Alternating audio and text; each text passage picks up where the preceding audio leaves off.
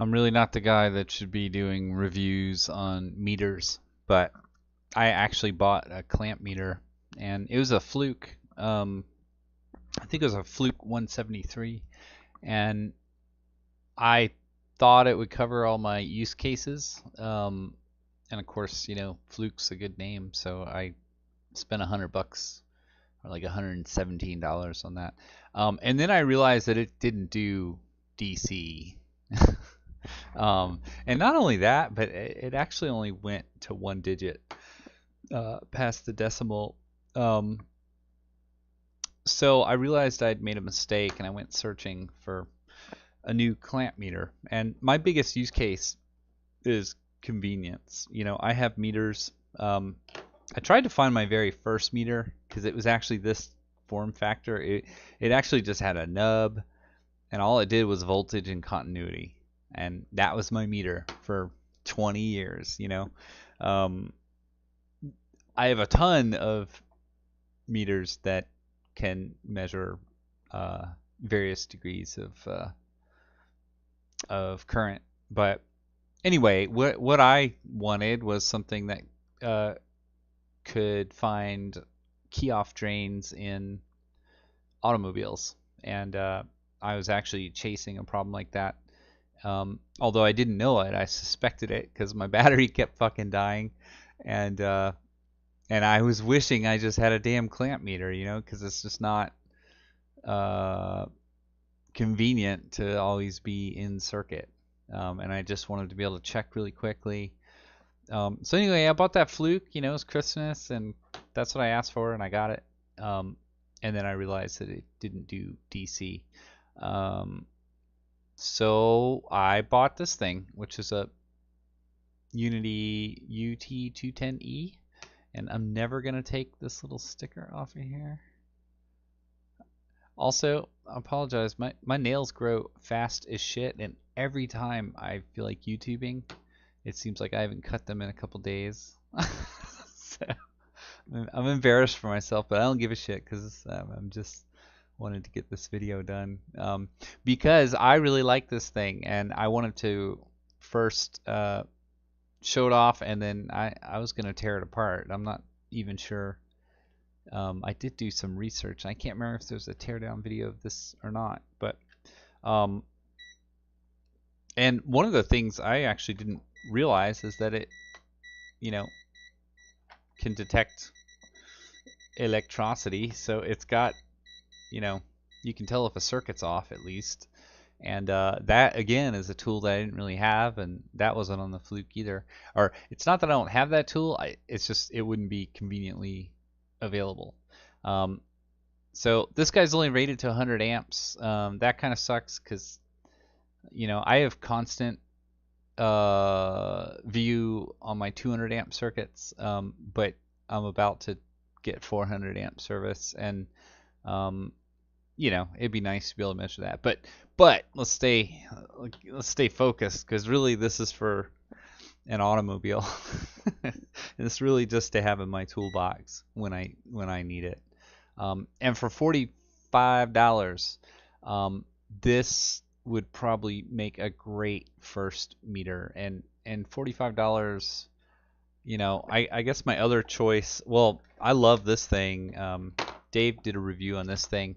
I've been using this sort of as my desk meter, and it's good and it's accurate, and I would trust it. I'm not terrified of at least measuring 110 with it. Not that I do a lot of AC stuff. I do have a nice Fluke I would use for AC stuff, but clamp meters, man, they're kind of more convenient.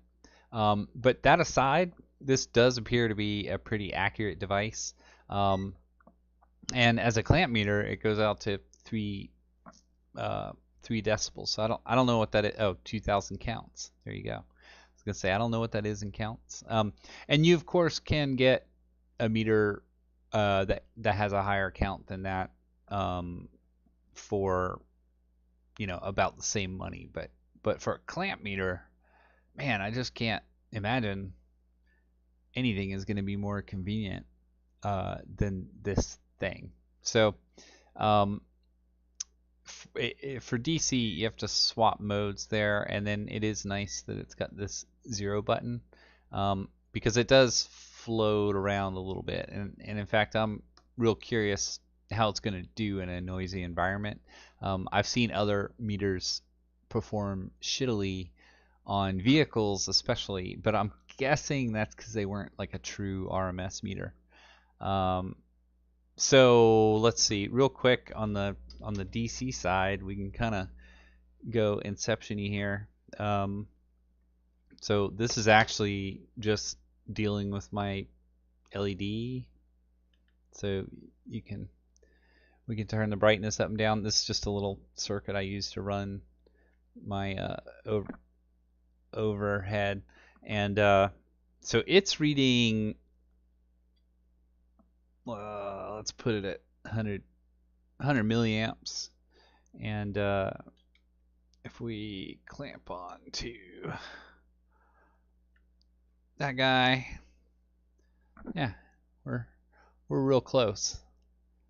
So neither of these devices are going to be really good, but the point is that honestly, going out 3 digits, I mean, I think that's pretty impressive. It seems like it's within 10% or so. I didn't look up the specs and stuff. And then we can see on the AC side, because this is what's running my dude,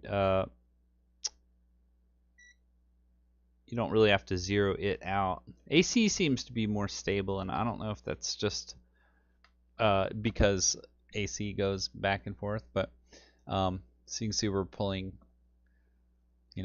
50, 60 milliamps on the AC side for this 12 volt inverter converter, whatever.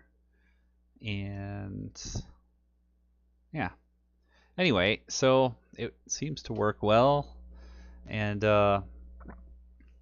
I probably it came with a little bag, and these thingies, I honestly, I don't think I'll use it for just doing normal continuity stuff, but apparently this can actually check a hell of a capacitor.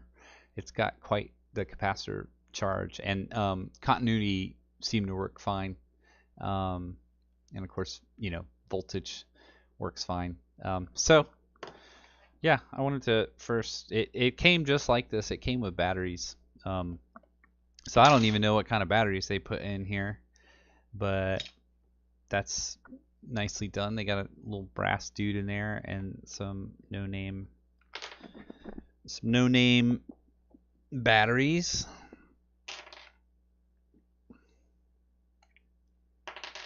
And yeah, let's just, I don't know, this guy might just go exploding. We'll see. Assuming I have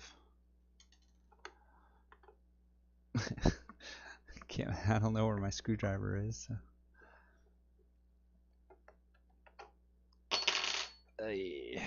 Nice. So I like that already. It comes apart nicely. This super reinforced case. I'm sure Ave could say all kinds of things about the plastics. I don't know shit about that stuff. But there you are, for you plastic aficionados. Actually, yeah, I kind of like this. So it's got this weird little, what do they call it? Flex whatever. We don't have the inserts on those, but that's not a screw that gets used a whole lot. Interesting. So I guess, yeah, the mechanism here, that's kind of surprising, but I guess that will, I mean, obviously it must couple enough, but I gotta wonder if it might have been better for this to have, a braided system on this side of the jaws, but whatever. Yeah, and I guess these are probably mauves. And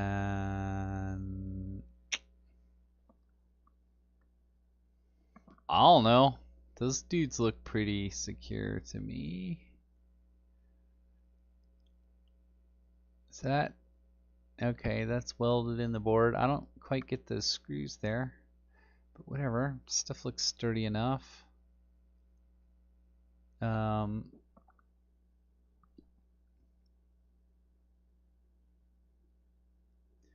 know any of these chips. I don't see tons and tons of separation and things, but I don't know. Maybe y'all can spot stuff. Are these all mauves? I don't actually know. Green versus blue. But I am kind of curious what, or if this is enough separation here.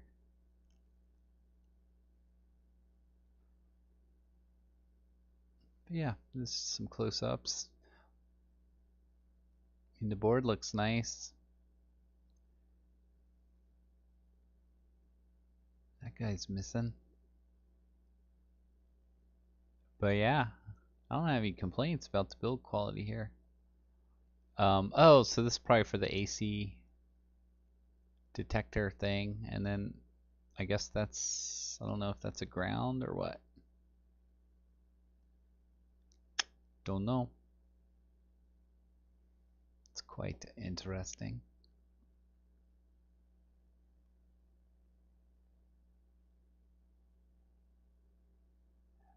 Those are some really big pads. Plus 3 volts and V minus. Goddamn. Oh, that's for the battery. I was gonna say, man, those are some big ass pads. So yeah, there's a quick look. I wonder if that's serial shit right there. Oh, that's a TI. Yeah, I mean, I assume that's just a pre-built little chip there. I didn't look. I obviously haven't looked up any of this shit.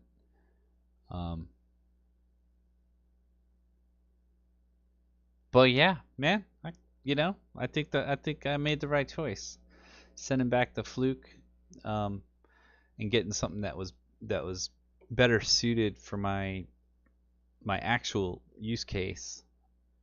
Everybody wants to own a fluke, but honestly, I think this has better value, and of course is smaller and has way more options and a higher count than the 173. So yeah, no regrets. Glad I got this thing, and for sure there'll be one in my toolbox. The question is, will I end up with another? Because you know how it goes.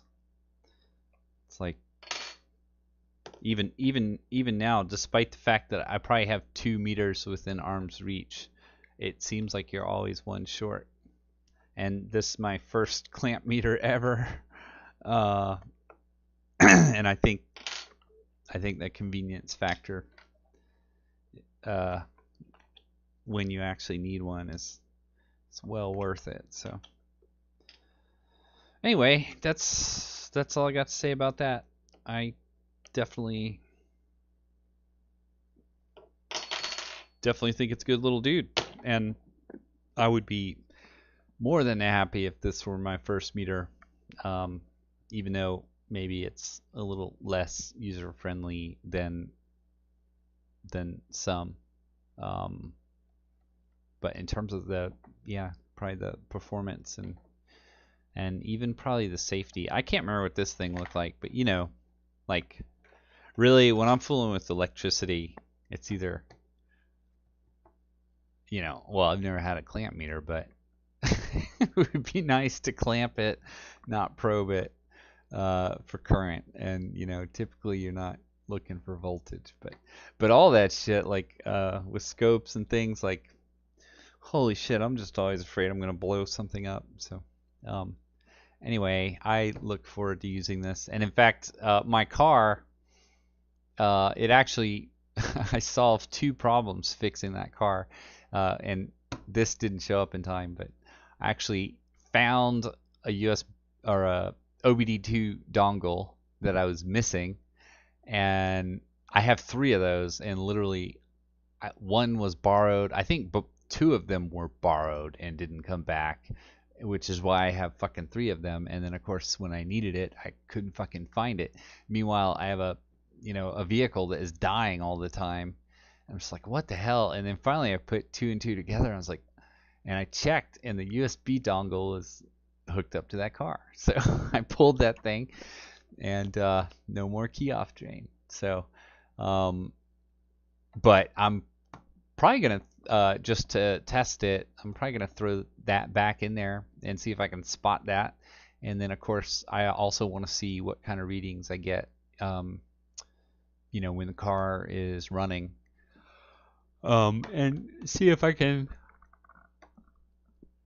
get good stable rate readings with this device, unlike reported other devices that friends told me were really shitty at monitoring cars. So I will let you know if it sucks, but I don't think it will.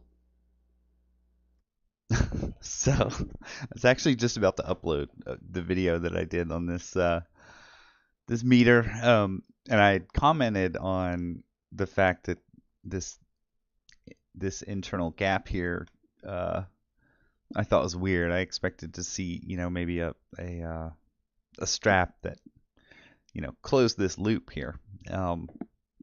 It turns out, like, a little more searching.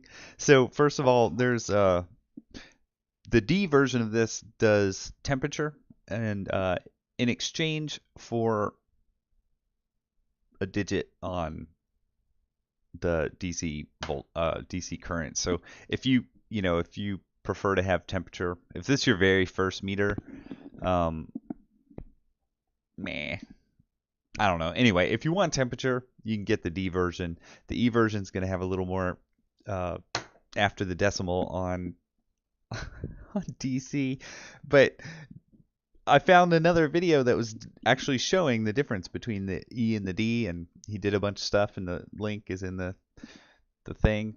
And then I ended up on eevblog, and this shit is crazy. Like, these guys, they basically rewrote the firmware for a few things. I guess they set the backlight to stay on, and they also adjusted.